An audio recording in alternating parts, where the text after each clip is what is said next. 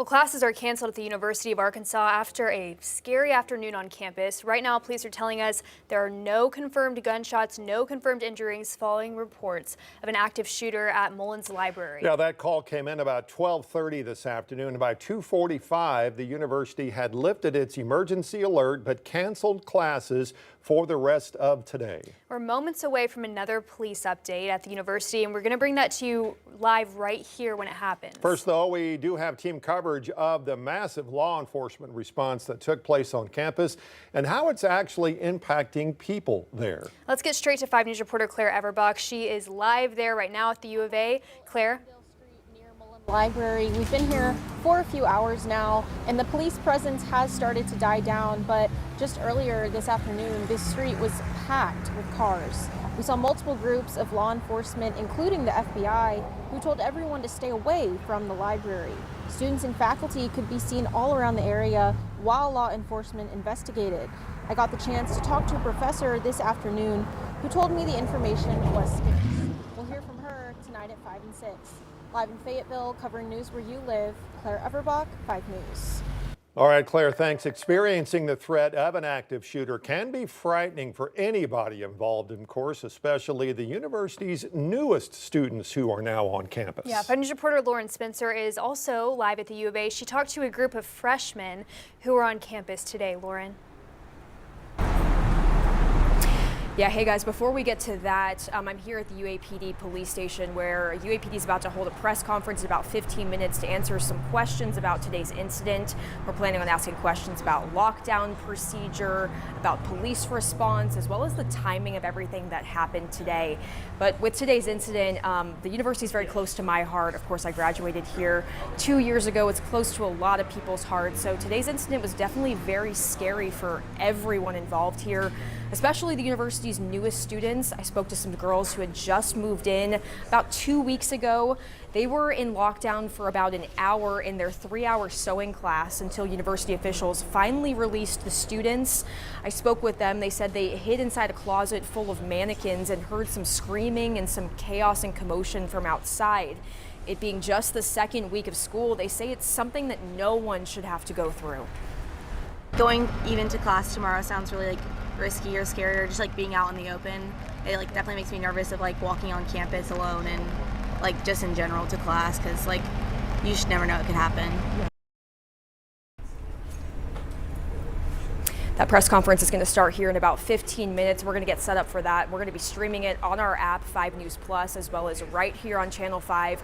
We're going to have more from police coming up tonight on your 5 News at 5, as well as 5 News at 6. Darren, Morgan, back to you.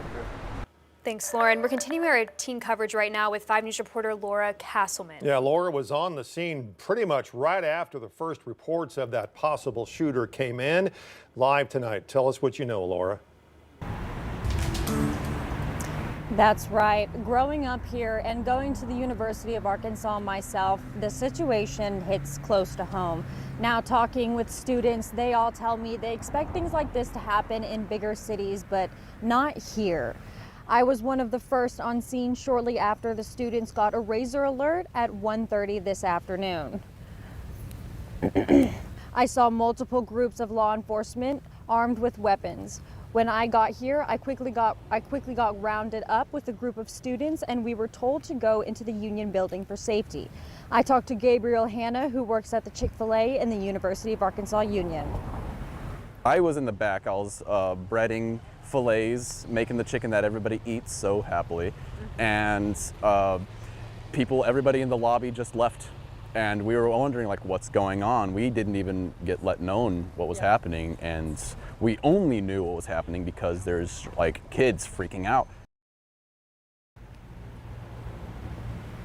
And I want to clarify that the Razor alert actually came out at 12:30 this afternoon, and law enforcement says that at this time there are no confirmed shots or injuries. Live in Fayetteville, covering news where you live, Laura Castleman, 5 News. All right, Laura, thank you. Area law enforcement did not hesitate to get to the U of A as quickly as they could. 5 News reporter Jacob Luthi tells us more about that massive police presence that, of course, included multiple agencies. Jacob? Law enforcement from almost every jurisdiction responding right here to the University of Arkansas. This is the scene of Garland and Maple Avenue moments after reports of an active shooter. Corporal Natalie Usey with the Fayetteville Police Department says the first call came in around 12:30 Monday afternoon. Dozens of emergency vehicles line campus streets as armed officers moved to clear campus. She says officers responded to multiple reports at several locations across the university. Corporal Usey confirms there were no verified gunshots, no injuries, and no arrests. She says when there's a report of shots fired, every agency responds immediately. Everyone. So if there's ever a call on shots fired, we are in a very populated city. We're going to have everyone here as we do. Fayetteville Police, University of Arkansas Police, Washington County Sheriff's Office, Arkansas State Police. You're going to have FBI, HSI, multiple different agencies. Covering news where you live, Jacob Luthi, 5 News. Local schools were caused to shelter in place as well when those active shooter reports on the U of A campus went out. Farmington Schools announced its schools were sheltering in place. That was lifted just before 2 o'clock this afternoon. In a letter sent to parents, Fayetteville Public Schools said some schools in the district were placed in secure statuses. Those schools were Leverett Elementary, Fayetteville High, AALPS School of Innovation, Washington Elementary, Woodland, Asbel, and Ramey Middle Schools. And as this is going on, we're also following reports of 3 active shooter reports at universities in just the past 2 days, and all 3 of those have been confirmed by law enforcement as hoaxes. The first happened Sunday at the University of South Carolina, and then just this afternoon, both the University of Tennessee's Knoxville campus and Iowa State University had similar reports. Again, each of these 3 cases, law enforcement investigated and found they were hoaxes. Our team coverage of the investigation will continue on 5 News at 5 and at 6, of course. You can watch our live updates on the 5 News Plus Smart TV app. We'll bring you the University of Arkansas Fayetteville Police Department News Conference when it happens in the next 5 to 10 minutes. You can download 5 News Plus, by the way, on your TV and watch it for free. It's been a dreary day. Many of us seeing some much needed beneficial rainfall. That rain, yesterday's cold front, keeping temperatures well below average. Here's what live radar shows right now. We're going to continue to see on and off scattered showers, most of which are going to be light in nature for throughout the rest of this evening. You'll notice while things are somewhat spotty to scattered on top of us now, what's moving our direction, currently parts of central and eastern Oklahoma, this is going to be moving east-southeast. So while I do think northwest Arkansas will continue to see some of these hit or miss showers, the bulk of that activity is probably going to move into the River Valley. In the meantime, some light rain getting ready to move back along that I-49 corridor. That's likely to slow folks down on that afternoon drive home in the River Valley. Steady soaking rain in parts of Logan County, even some moderate pockets of rain in Scott County. Things for the moment a little bit on the lighter side in the Fort Smith area, but you look back off towards Sallisaw, Van, even over towards Stigler, all that is tracking our direction.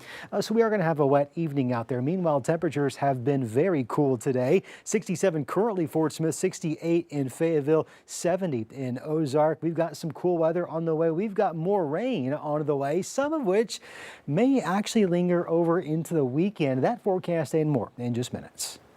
Scott, and President Trump spoke to the media for about 2 hours today at the White House, covering a range of national and international issues. Erica Brown is there with the details.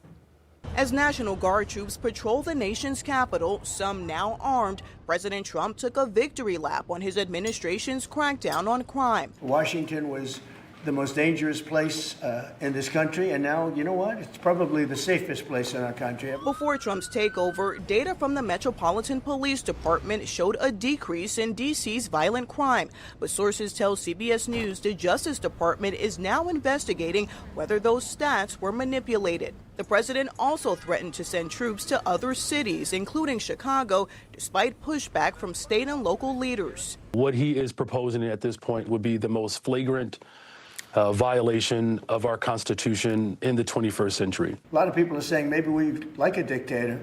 I don't like a dictator. I'm not a dictator.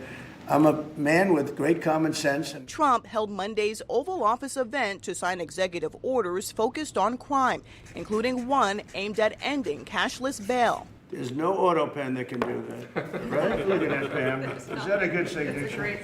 President Trump also welcomed South Korea's president to the White House this afternoon, where the leaders discussed trade and foreign conflicts. And I would like to ask for your role in establishing peace on the Korean Peninsula. President Trump also suggested the war in Gaza may soon be winding down. I think within the next 2 to 3 weeks, you're going to have pretty good conclusive